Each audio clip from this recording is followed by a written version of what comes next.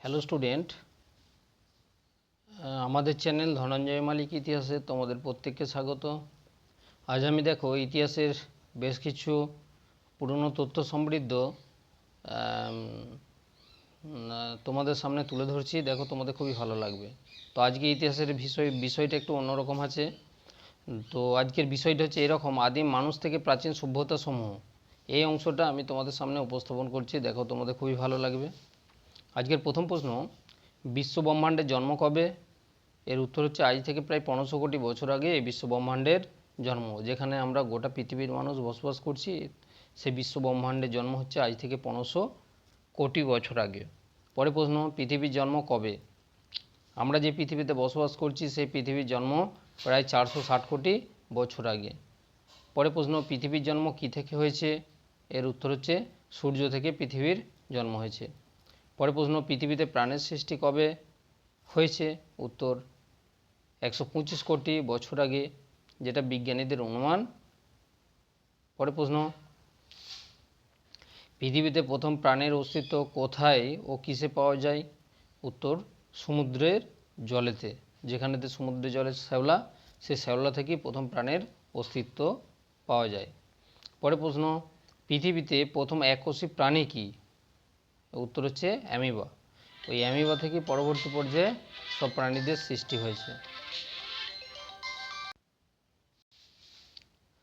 তো প্রসঙ্গক্রমে বলে রাখি তোমাদের, পৃথিবীতে যে প্রাণীর অস্তিত্ব, সমুদ্রের জলেতে এককোষী শ্যাওলাগুলো দেখা গিয়েছিল। তারপরে আস্তে আস্তে এই উদ্ভিদ থেকে আস্তে আস্তে প্রাণীর সৃষ্টি হয়, এবং এই প্রাণীদের মধ্যে প্রথম এককোষী প্রাণী ছিল অ্যামিবা। তারপরে এই অ্যামিবা থেকে আস্তে আস্তে আরও ছোট থেকে বড়, বড় থেকে আরও বড় হয়ে হয়ে গোটা পৃথিবীতে প্রাণের সৃষ্টি হয়েছে ওই এককোষী প্রাণী অ্যামিবা থেকে। পরে প্রশ্ন: আর্কিওজয়িক যুগ কাকে বলে? এর উত্তর হচ্ছে পৃথিবী সৃষ্টির পর সর্বপ্রথম যে যুগের সূচনা হয় তাকে আর্কিওজয়িক যুগ বলে। পৃথিবী সৃষ্টির থেকে প্রায় 42 কোটি বছর পর্যন্ত এই যুগ স্থায়ী হয়েছিল। পরে প্রশ্ন: প্লেইস্টোসিন যুগ কাকে বলে? এর উত্তর হচ্ছে আর্কিওজয়িক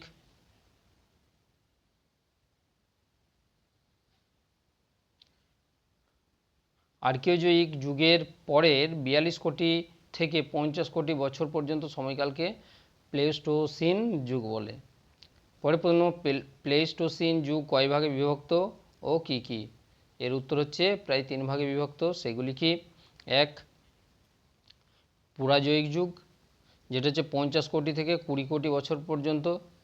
তারপরে হচ্ছে মধ্যজয়িক যুগ, যেটা হচ্ছে 20 কোটি থেকে 6 কোটি পর্যন্ত সময়কাল, মধ্যজয়িক যুগ। কেমন? আর 3 নম্বর আছে নবজয়িক যুগ, যেটি সময়কাল হচ্ছে 6 কোটি থেকে 50 লক্ষ বছর আগে পর্যন্ত। পরে প্রশ্ন: নবজয়িক যুগ কয় ভাগে বিভক্ত ও কি কি? এর উত্তর হচ্ছে নবজয়িক যুগ দুটি ভাগে বিভক্ত।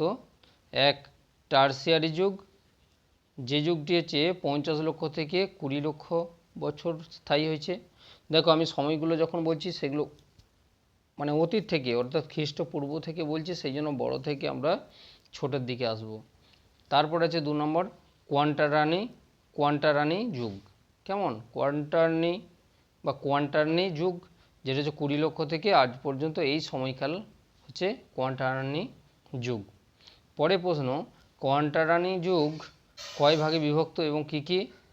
এর উত্তর হচ্ছে এইটি 2টি ভাগে বিভক্ত, যথা প্লেইস্টোসিন যুগ 20 লক্ষ থেকে 10,000 বছর আগে পর্যন্ত, আর হোলোসিন যুগ, যেটি হচ্ছে 10,000 থেকে আজ পর্যন্ত হোলোসিন যুগ।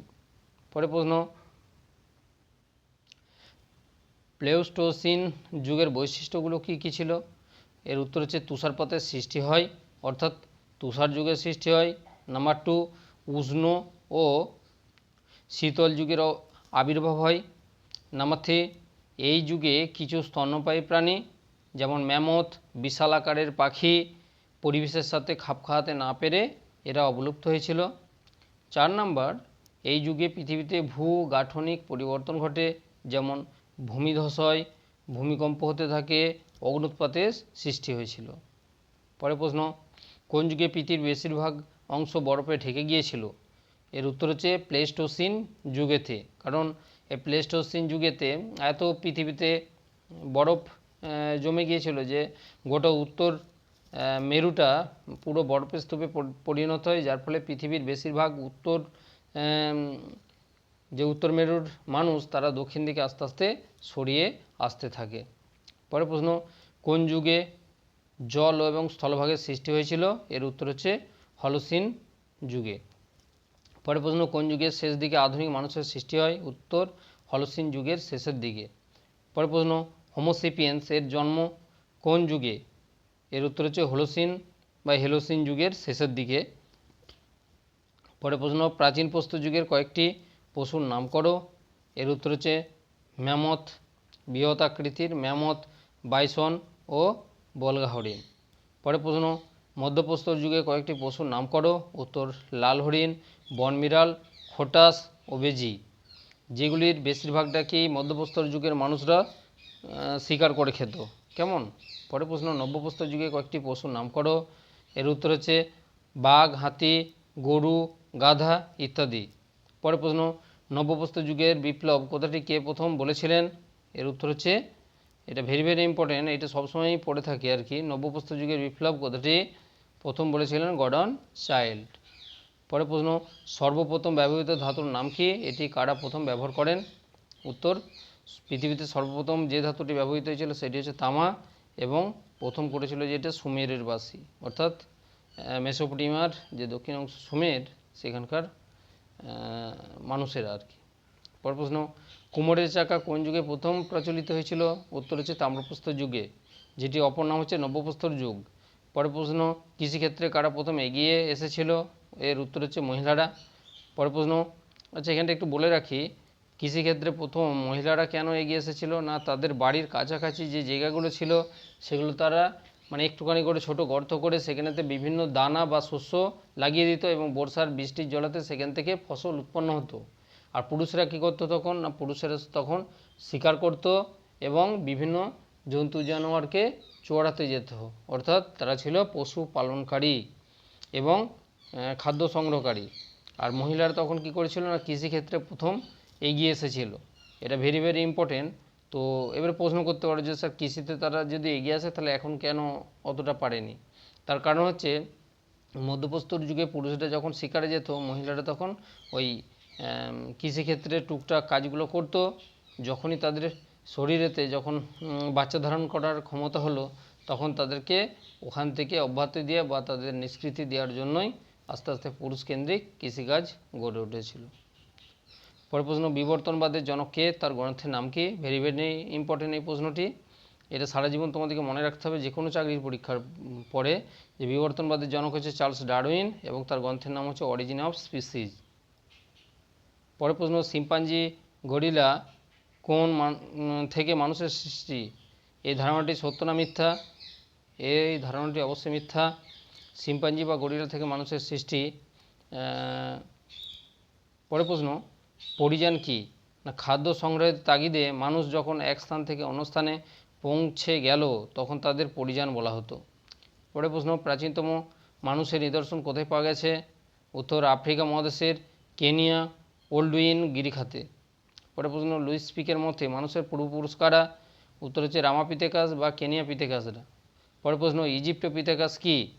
এর উত্তর হচ্ছে মিশরের গবেষক এরউইন সাইন 1963 খ্রিস্টাব্দে মিশরে গিয়ে যে জীবাশ্ম আবিষ্কার করেন তাকে বলা হতো ইজিপ্টো পিথেকাস।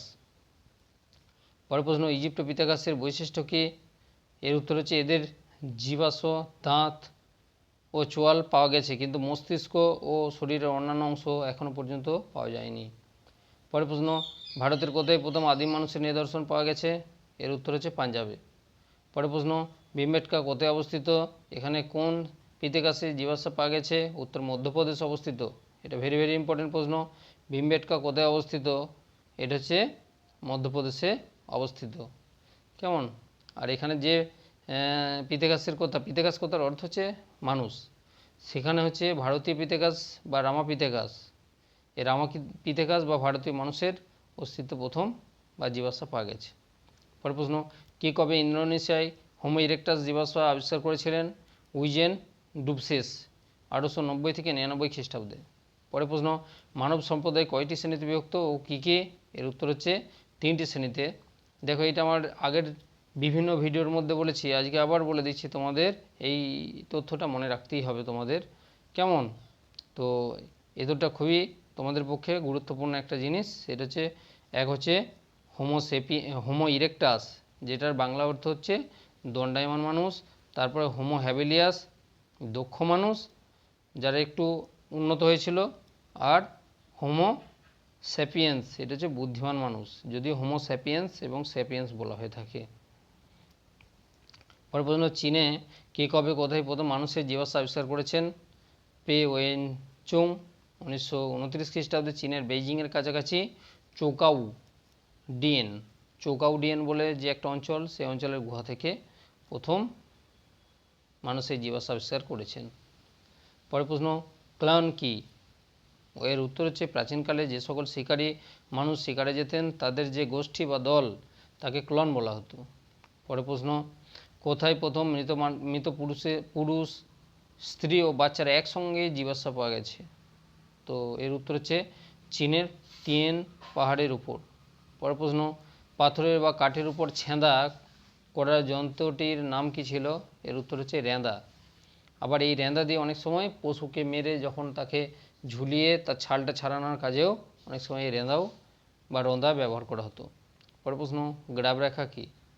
এর উত্তর হচ্ছে, পর্বতের গা বেয়ে হিমালয়ের বরফ যখন নিচে নেমে আসে, সে আসার সময় বিভিন্ন নালার সৃষ্টি করে।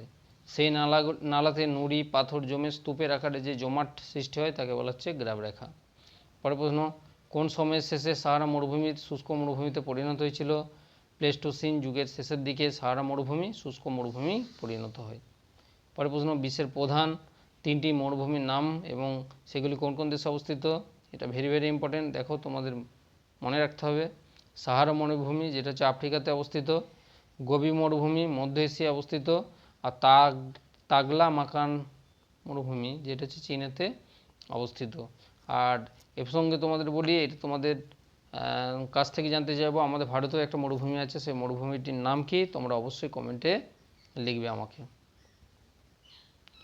পরে প্রশ্ন, প্লেস্টোসিন যুগের পূর্বে গোবি মরুভূমিতে কী ছিল? এর উত্তর হচ্ছে প্রচুর হ্রদ ও অনেকগুলি সাগর ছিল। কেমন? পরে প্রশ্ন, মানুষ কেন পরিযায়ী হয়েছিল? তো এর অনেকগুলি বৈশিষ্ট্য বা কারণ আছে। নাম্বার 1, অনুকূল আবহাওয়া পাওয়ার জন্য। নাম্বার 2, বৃহৎ স্থলভাগের সন্ধানে। নাম্বার 3, শিকার ও খাদ্য সংগ্রহের তাগিদে। নাম্বার 4, গৃহপালিত পশুর খাদ্যের জন্য নতুন তৃণভূমির অনুসন্ধানে। তো পশুদের খাদ্যের অনুসন্ধানে মানুষ কী হয়েছিল? অবশ্যই পরিযায়ী হয়েছিল। পরিযায়ী কি না, যারা এক স্থান থেকে অন্য স্থানে যায়।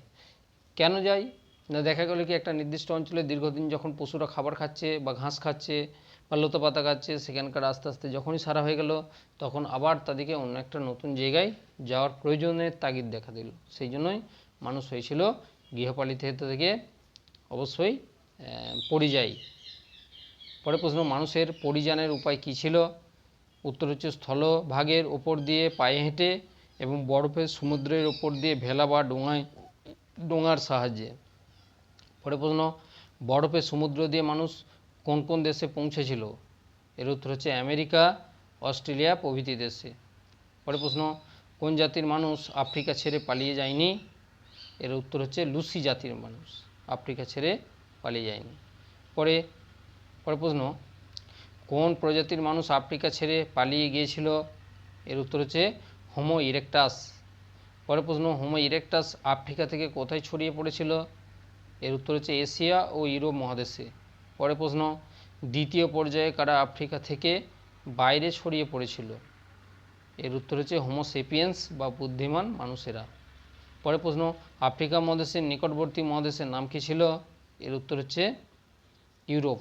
ইউরোপ হচ্ছে আফ্রিকার খুব কাছাকাছি অবস্থিত, মানে এশিয়া থেকে একটু দূরে, ভারতের পশ্চিম দিকে অবস্থিত। আফ্রিকা ও এশিয়ার মাঝে কোন প্রণালী আছে? ভেরি ভেরি ইম্পর্টেন্ট এই প্রশ্নটি। হ্যাঁ, মনে রাখবে তোমরা, বেরিং প্রণালী। কেমন? আফ্রিকা এবং এশিয়ার মাঝে রয়েছে বেরিং প্রণালী। পরে প্রশ্ন, আফ্রিকা থেকে ইউরোপে আগত পরিযায়ীদের কি বলা হতো? এর উত্তর হচ্ছে ভাইকিং জাতি বলা হতো। এবং পরের প্রশ্ন, ইউরোপ থেকে দক্ষিণ আমেরিকায় আসতে হলে কোন প্রণালী পেরোতে হয়? এর উত্তর হচ্ছে পানামা প্রণালী বা পানামা যোজক। এই পানামা প্রণালী পেরিয়েই ইউরোপ থেকে দক্ষিণে আমেরিকায় আসতে হয়। পরে দক্ষিণ আমেরিকায় কোন সভ্যতা গড়ে উঠেছিল? এর উত্তর হচ্ছে দুটি, একটা হচ্ছে মায়া সভ্যতা এবং আজটেক সভ্যতা। পরের প্রশ্ন, মানুষের প্রথম গৃহপালিত পশুর নাম কি? এর উত্তর কুকুর। এবারে বলা হচ্ছে আজকে লাস্ট প্রশ্ন, এই 56টা প্রশ্ন নিয়ে আমি হাজির হয়েছি। তো আজকে লাস্ট প্রশ্ন, কুকুর কেন মানুষের প্রথম পোষ মেনেছিল?